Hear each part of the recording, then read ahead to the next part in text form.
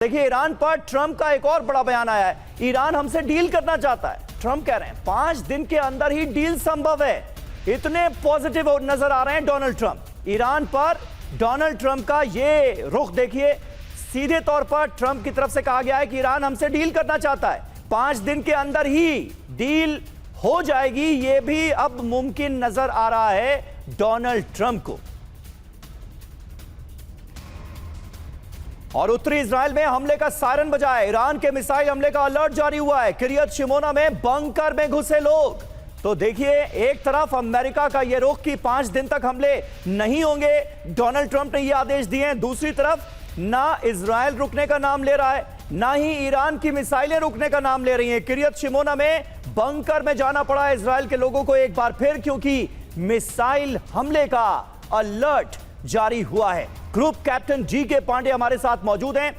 Pandey sir, इस बात में कितना दम है? अमेरिका ने यह तो कह दिया कि भाई 5 दिन हमले नहीं होंगे। बातचीत को लेकर अब सुपर पॉजिटिव नजर आ रहे हैं डोनाल्ड ट्रंप तक, जो कल तक ईरान को खत्म करने की कस्में खाते हुए नजर आ रहे थे। लेकिन अमेरिका ने इजराइल को तो नहीं कहा है कि हमले रोको।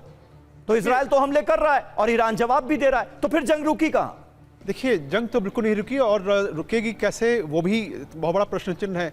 जो बात कही जा रही है कि शायद रिजीम परिवर्तन हो गया है, ये एक उनका आंकलन है डोनाल्ड ट्रंप का। हालांकि डोनाल्ड ट्रंप जो बोलते हैं वो 4 घंटे बाद क्या वही रहेगा या उसका रूप बदल जाएगा, वो खुद भी शायद नहीं जानते। लेकिन यहाँ जो बात हो रही है कि कुछ बात डील हो रही है 2 दिन से और सार्थक हो रही है, उसके पीछे जो मेरा आंकलन है कि जो लार्को और रशिया और अमेरिका के बीच में कुछ बातचीत हुई है, यानी कि ट्रंप और पुतिन ने कुछ बातचीत किया, उसके बाद उनके दोनों विदेश मंत्री जो रूस के हैं और अगरची जो ईरान के हैं, इनके बीच में जो बातचीत हो रही है वो इशारा कर रहा है कि शायद रिजीम पॉजिटिव इंप्रूवमेंट चाहती है। ये शायद इसकी तरफ इंगित करना चाहते हैं डोनाल्ड ट्रंप, और पिछले 2 दिन से हो सकता बातचीत चल रही हो, इसमें शक नहीं किया जाता। लेकिन मुद्दा यह है कि 5 दिन क्या सचमुच वो लड़ाई रोक देंगे? क्योंकि लड़ाई जब शुरू हुई तो ऐसे हालात नहीं थे कि लड़ाई हो, बातचीत चल रही थी और काफी पॉजिटिव इंप्रूवमेंट हो रहे थे, लेकिन फिर भी लड़ाई हुई।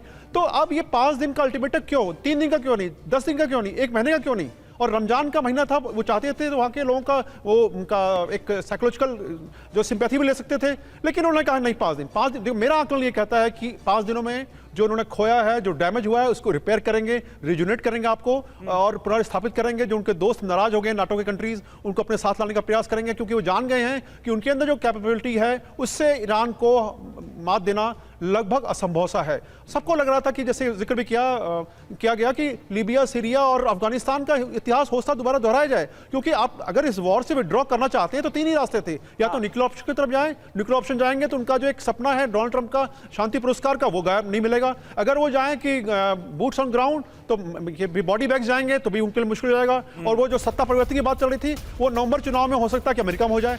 ईरान के दावे को ट्रंप ने खारिज किया। बीती रात ईरान से बातचीत हुई।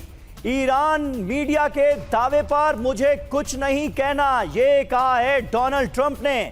ईरान की तरफ से देखिए क्या कहा गया था, यह जान लीजिए। ईरान ने यह कहा था कि कोई बातचीत नहीं हो रही है, डायरेक्ट या इनडायरेक्ट कोई बातचीत नहीं हो रही है। डोनाल्ड ट्रंप का षड्यंत्र है ये सब कुछ।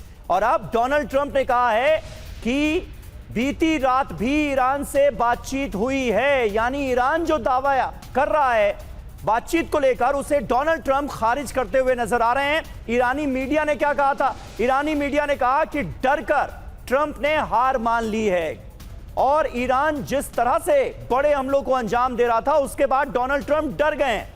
इस बारे में जब सवाल किया गया तो डोनाल्ड ट्रंप ने कहा कि मैं इन दावों पर कुछ नहीं बोलूंगा। ये फिलहाल डोनाल्ड ट्रंप का रुख सामने आया है।